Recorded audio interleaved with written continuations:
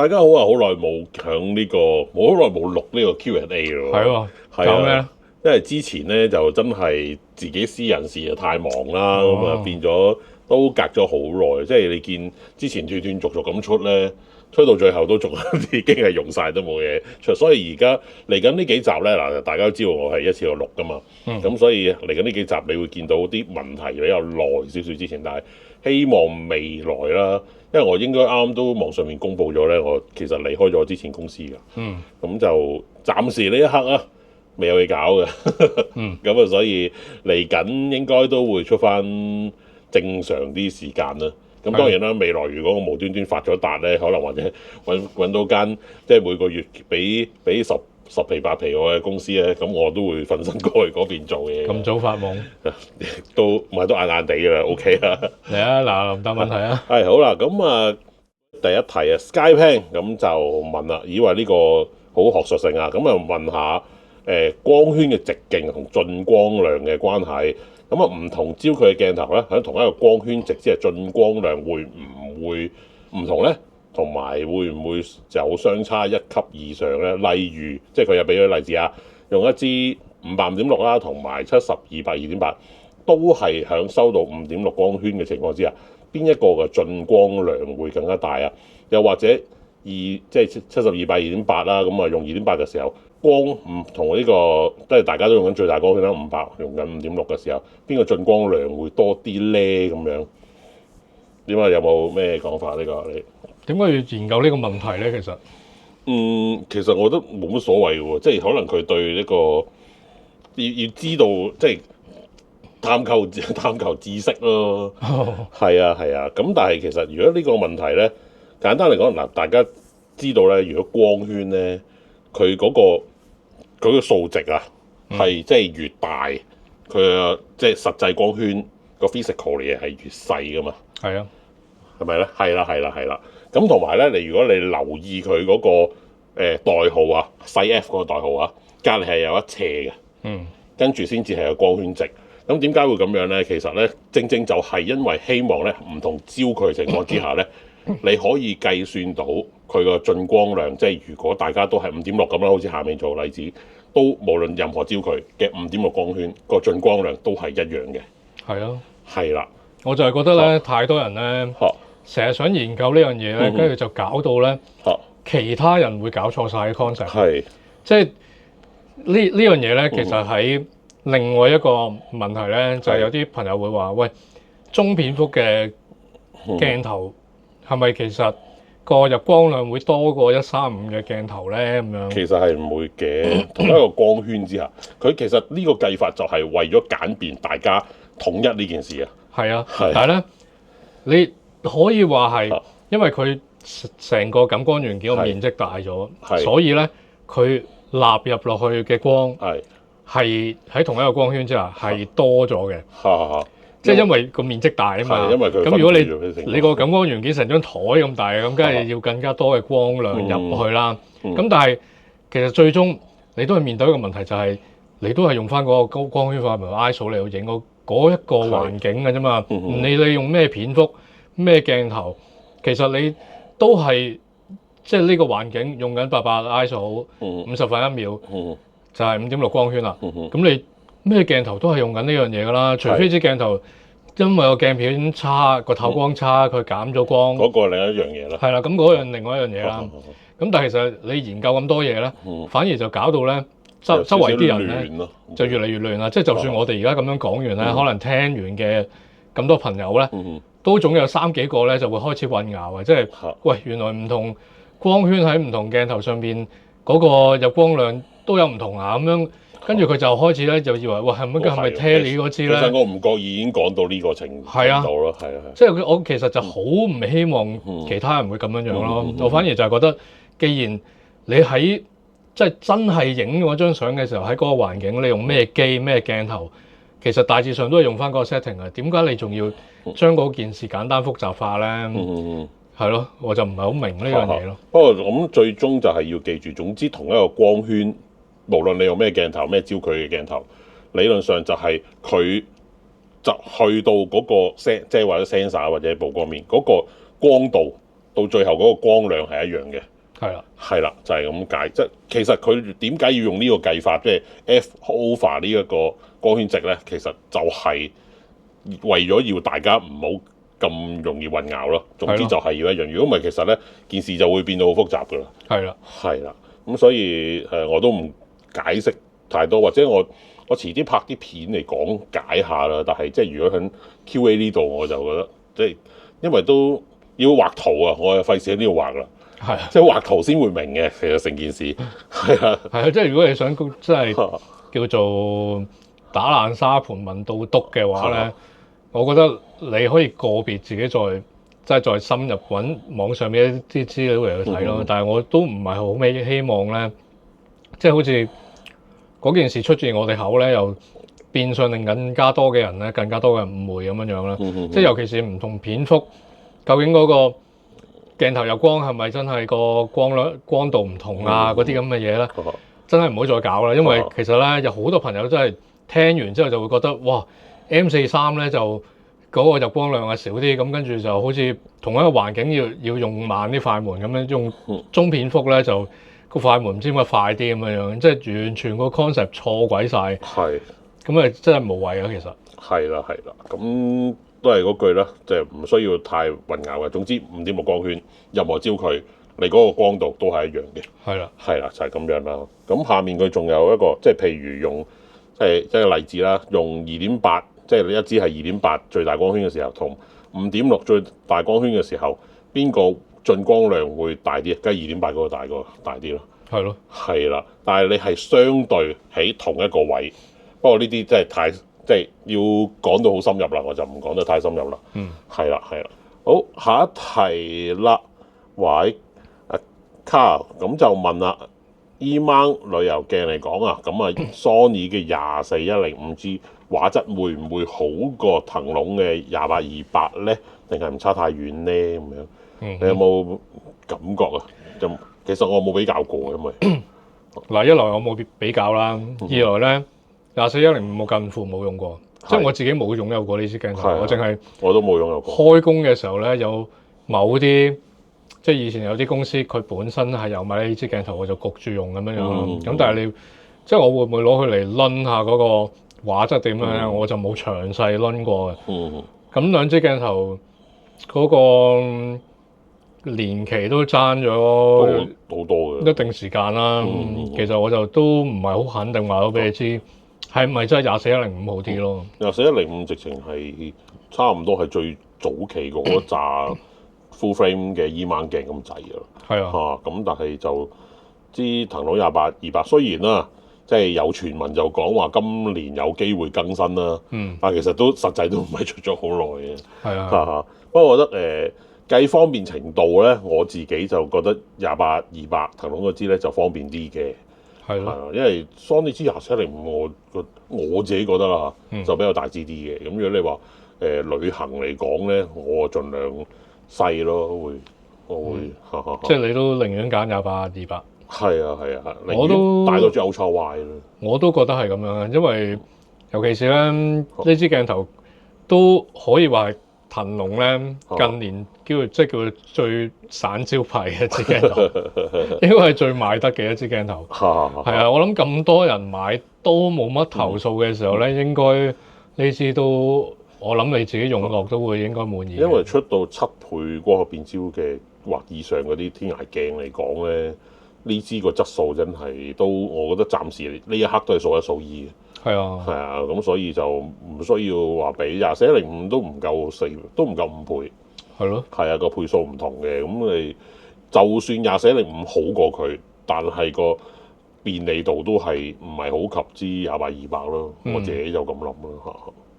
好，下一題啊 Chill Pen 咁就想請教啊，室內影集體相嘅時候咧，背景有一個 LED 屏幕，咁啊拍攝距離6至7米度啦，咁人係正常曝光嘅，但係 LED 咧就好暗。請問咩原因咁樣嚇？咁嗱，我當你係有閃燈啦。其實咧，從來咧，你會覺得咧，即係我諗好多新手都未必知道，其實閃燈同埋現場光，你可以當係兩個，都唔係當，根本係兩個光源嚟嘅。係啦，咁你但係閃燈咧，如果 LED 窩咧，閃燈去到後面啦，即係因為 LED 窩咧本身佢譬如佢顯示一個紅色啦，你用閃燈打埋去咧，佢就算反到足夠光出嚟，都唔係反紅色出嚟㗎，係咯，都係影到嗰粒 LED 本身嘅顏色。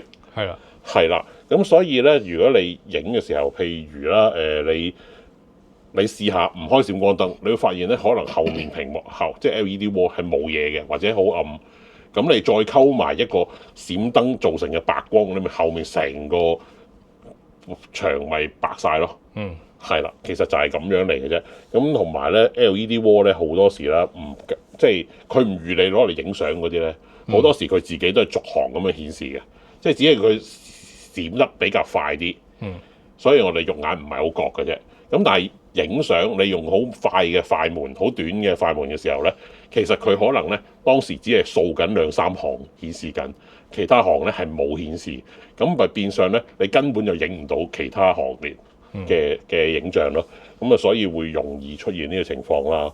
嚇，我覺得最簡單嗱，假設啦，你前面嗰排人係淨係食到你閃光燈嘅光啫，我唔知現場仲有咩光源啦。但係如果你而家咁嘅情況咧，我自己咧淨係想個後邊個 LED 光啲咧，就直接減快門嘅就已經搞掂啦。通常減快門係啦，咁睇你減到幾多咯。即係如果你本身而家影緊呢張相，你都講緊係得1/50嘅，你要減到1/10，你先至可以令到後邊夠光。咁你就唯有即係可能再推少少 ISO 啊咁之類啦。但係理論上應該又唔至於暗得咁緊要嘅。係啊，總之你試下減咗快門先啦。係啊，減到一個你覺得 OK 嘅光度，你先至再調校下個閃光燈。一般以香港嚟講，你可能用1/50快門就可以成個 LED 窩顯示到嘅。一般嚟講啦，或者1/60。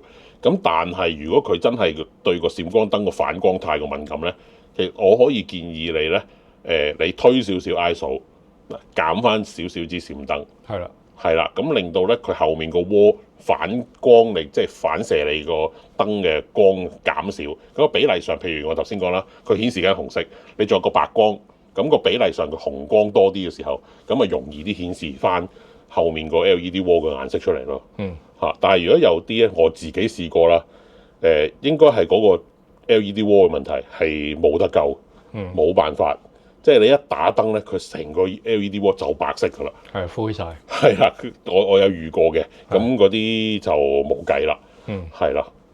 好，跟住阿輝 Chan 咁就問啦，咁啊手頭上有部 R8配 RF 28mm啦，咁如果想試下打著啦，咁就問啦，配188 F11嗰支，或者2888即係新出嗰支啦，定係出？但係淨係索性轉 A92加2868，再乘翻即係再加多個 1.4X 好咧咁樣，賣咗 Canon 佢，咁啊兩隻邊樣比較好咧？因為而家見到 A92咧個二手價都可以接受，但係咧就唔知會唔會太舊咧？咁 R8個 AF 都滿意嘅，咁啊 A92咧都4、5年前嘅產品啦，未知個 AF 好冇？連拍上面咧上網睇咧 A92好似比較強啲。咁想聽我哋意見咁樣。係你有咩意見啊？我就唔專注咯。唔專注點解咧？點解你會咁諗咧？我覺得 A92真係太舊咯。OK，係啊。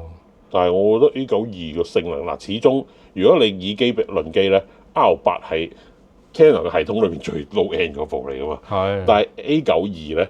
即係雖然佢舊啲，但係佢始終都係當時嘅旗艦級啦。咁個性能上咧 A92應該點都比 R8好嘅，嚇。即係都係我當計佢頂盡叫做爭一代嘅啫，唔係你話爭4、5代我就覺得冇得講啦咁樣。但係如果撇除個連拍，我諗其實 AF 可能係都唔爭得好多。係啊，係啊。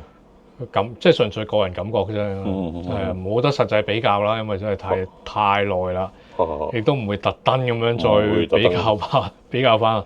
係啊，我話寧願即係唔好轉住咯，試下。即係尤其是咧，佢如果即係佢都會有考慮 RF88嘅11咧，都可以試下先嘅，因為呢支實在太平啦。都係幾千蚊，幾 K 嘢，係啊。你如果轉 A92再加即係200、600都平而家，都要成皮嘢啦，慢鬆啲啦，或者你執支二手都8000啦，到啦，係啊，唔使9000一分鐘，係咯，咁仲要執多隻.4喎，4000蚊，係咯，我就寧願不如俾幾千蚊。但係 RF 200、800都唔平嘅而家，因為佢始終新鏡。係，但係佢玩下啫喎，佢唔係好認真嘅喎。我寧願攞支88 F11玩下先咯。睇下你係咪真係咁對鳥攝呢樣嘢咁有興趣，你先至再睇下點樣 upgrade 你啲器材會好啲咯。係啊，都係嘅，即係因為除非你話我想瞓身過去 Sony 嘅啦，即係如果對 Sony 其他嘢都有興趣。咁就轉過去，我覺得係正常嘅。但係如果你純粹試下打雀嘅話咧，你成個系統換咧，好似怪怪地啊！成件事係咯，即係同埋都要睇下你嗰個重量上咧，你接受到幾多啦？始終200、600都講緊2點幾 kg 咧，其實就200、800都唔差咁。但係都有唔少人覺得都重嘅。係啊，咁你仲要可能大熱天時咁孭住2-3 kg 器材出去，即係如果攞埋支單腳架啊咁樣，你係咪真係負擔得到呢個重量咧？咁你而家輕強啲試住先，即係睇下自己係咪真係可以願意為咗鳥攝呢樣嘢，即係身水身汗啊，俾蚊咬啊嗰啲嘢，你試晒先。咁然之後，哇！真係都個熱誠真係大到不得了啊！咁你先至再諗咯。OK， 好，下一題啦。Hippo 咁就問啦，請問想拍攝高或低反差嘅作品，即係如果 Z8咧，應該點設定？應該部機你要撳個 menu，即係或者上網 download 個 menu 啦，即係佢會話俾你聽佢邊度較高低反差嘅喎。即係純粹嗰啲叫做 Nikon 叫做係 picture control，係入邊係較高個對比度，即係較顏色嗰啲啦。咁個裡面總會有得較喎。即係每個品牌都有嘅，其實係咯。即係如果你單純計影 JPEG，你想調高個對比度，咁就係揀翻個 picture control 是但一個啦。你自己中意黑白又好，邊隻都好啦，加強嗰個嘅對比度，咁就理論上就叫做高反差嘅。咁但係我覺得你都要本身嗰個你個構圖上嗰樣嘢係真係高反差，你先至叫做有多少幫助咯。同埋要熄咗嗰個 D-Lighting 佢咯，係咪叫 D-Lighting 啊？Nikon 入面係啊，係咯。即係如果開咗 D-Lighting 咧，佢個低光暗位，即係個暗位咧，佢會推光咗嘅幫你。即係如果開咗嘅話，咁你熄咗佢，首先熄咗佢試下啱唔啱心水先啦。因為有陣時呢啲位咧，你始終都要視乎翻現場個環境嘅。即係唔係話我 set 咗某一個 setting 就即係永遠任何一個環境都適合咁樣用嘅。尤其是如果你話你用緊 Z8 嘅話，我覺得你係真係需要學習咯。即係如果你話唔係我用啲最 low end 嘅機，我淨係想玩下影相 enjoy 下嘅，咁就冇乜所謂啦。我覺得即係你，因為好多人都唔會，即係譬如咧，我成日都即係都唔係成日嘅，我久唔久都會想講下就係你唔係某一個 color profile 揀某一隻顏色，或者可能富士你用某一個菲林，你就永遠影出嚟啲嘢一模一樣咁樣，都要睇現場個情況係點噶嘛。都係嗰句啦，你要識得，你要明白究竟喺度做緊乜咯。同埋你問呢個問題，係真係你可能打呢句咧，我諗而家咧你去 AI 咧，即係揾啲 AI 嚟問，可能佢直接咧就出埋篇嘢俾你，即係真係得㗎而家啲 AI 呢啲位。又或者最直接都係不如執下相咯。用個 RAW 翻去執，其實係啊。不過我諗佢用咁樣問得，可能都係想一影出嚟就係。都係 JPEG 咯，係其實冇乜所謂嘅，即係你中意事前較好影，或者事後先較都得嘅。但係你明白我做緊乜最緊要係。好啦 Jacko 就問啦，用緊 A74嘅咁啊，相同參數之下啦，例如2.8光圈用到1/8秒，用 ISO 400嘅，咁用 M mode 去高速連拍嘅時候咧，發現咧 buffer 儲存嘅張數咧同用 S mode 咧明顯差好多喎，咩原因咧咁樣？你有冇留意過有呢個情況？冇留意過。係因為我都好少用 SMO， 咁但係嗱估計啦，嗱 A74咧，其實咧啲廠咧，即係睇啲 spec 點勁都好咧，任何廠我夠膽講，所有廠都一定咧，即係魔鬼在細節嘅。你買部入門啲或者中階啲嘅機，一定有啲限制，佢唔話俾你聽，而呢啲限制喺啲頂級機上面係冇嘅。即係呢個暫時呢一刻咧，我覺得係任何廠都有呢個情況出現嘅，即係唔好話偏幫唔偏幫邊間啦。咁如果你話響 MO 同 SMO 係喺個 buffer 上面有分別咧，我覺得都合理嘅，即係出現呢個情況。實當然啦，因為廠又冇特別提嘅，咁啊俾你發現到，咁可能網上面都好多人發現到嘅，咁但係我自己當然唔係即係咁樣問得我哋當然發現唔到啦。但係如果你要我去即係用我嘅經驗，憑我經驗去解釋咧，我自己覺得有機會咧就係佢其實 buffer 咧都係佢個 system 入面一啲RAM 咁嘅嘢啦，你可以當係都咪當係真係 RAM。咁可能喺 SMO 嘅情況之下咧，佢本身花費嘅 RAM 多咗，咁所以佢個 buffer 咧數啊少咗，係一啲都唔奇嘅。係啦，咁但係咪實際係咁咧？咁呢樣嘢我就唔可以好確切話俾你知啦。可能你問香港維修部，佢都未必答到你嘅，即係可能真係要去翻日本嗰邊問咧，佢哋工程部嗰邊啲人先答到你都唔奇。或者可能俾你發現咗個 bug 都唔出奇嘅。都可能係 bug 啦，有機會。我自己都解決唔到你呢個問題，因為我都冇 A74喺度。係啦，同埋就算真係有呢個問題，我都唔係我哋可以能力範圍內可以解決㗎啦。即係只不過原理上，即係唔係叫原理嘅。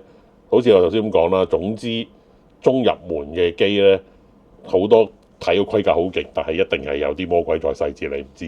即係你會無端試到，咁樣先逼到你買勁機㗎嘛。係啦。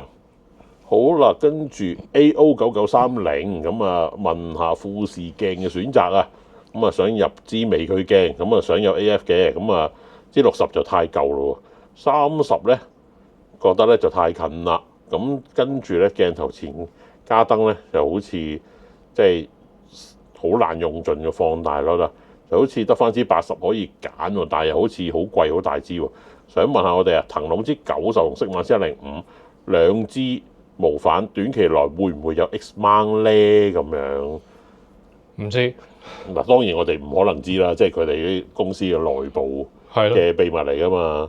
但係我自己估計，純粹個人估計，應該就冇嘅。係啦，因為佢除咗喺好長焦嘅鏡咧，你留意下，佢哋兩間廠咧出 X mount 咧都係一啲 APS 嘅規格嘅鏡嚟。係啦。除非呢兩間廠有啲 APS 規格嘅微距鏡啦，如果唔係應該即係都唔會將佢轉做 X mount 嘅。除咗真係最長焦嗰啲，因為最長焦嗰啲基本上係唔係 full frame 冇乜關係噶嘛。係啦咁樣咯。因為嗱雖然啦，你見到咧而家市面上咧可能Sony 啊、富士啊，甚至乎 Nikon 咧，都容許佢哋兩間廠，甚至乎更加唔同嘅廠咧出佢哋 mount 嘅鏡啦。但係可以留意多少少啦。除咗 Sony 之外咧，其他廠咧，好似都唔係支支出嘅喎。跟住你睇翻個 pattern 咧，係似乎有俾佢哋限制住出啲乜嘢嘅。係啦，即係正常嘅。係啦，咁亦都好正常嘅。咁啊，當然啦，似乎啫，因為佢哋唔會公佈兩間廠嗰啲合作細節噶嘛。呢啲純粹我睇個 pattern 去估計嘅啫。咁所以就唔可以好穩定，但係如果照你而家呢個問題咧，我自己覺得個機會真係唔大嘅嚇。咁同埋支80，你覺得好大支咩？我覺得唔算喎，還好咯嚇。佢咪同其他譬如騰龍支90啊、適馬支105爭得好多嘅啫喎，size。係啊，其實就算其他廠出，我諗都唔會細支得去邊咯。即係如果你以呢一個焦距嘅微距鏡嚟講，係咯，係啦。我感覺係支支都差唔多 size。反而咧，我就覺得你可以將個期望擺喺老蛙嘅，因為佢就係上年就出咗第一支 AF 嘅鏡頭啦。咁究竟即係會唔會？因為佢出好多微距鏡啊嘛，會唔會出 AF 嘅微距鏡俾其他廠咧？可能可以睇下咯。但係我諗其他你頭先講嗰兩間就未必真係會有。但係我覺得老蛙嘅機會都唔算好高嘅。係都係，唔知佢都係有啲問水，或者佢要出都可能即係出啲本身係 APS 規格嘅鏡，但係如果佢都冇嘅，可能都係有啲問嘅。總之都就算出都唔會使支㗎啦，係啊。係啊，買住支80玩住先啦。我自己都呢支其實好好啊，同埋我真心唔覺得佢大支咯。係咯。咁啊，今集咁多先，下集再同大家見面。如果大家欣賞我哋嘅努力，首先大家咧訂閱我哋頻道，兼且撳埋個鐘仔。另外，如果大家有任何攝影上嘅問題咧，歡迎大家下面留言話俾我哋聽，我哋會盡快拍成影片答覆大家嘅問題㗎。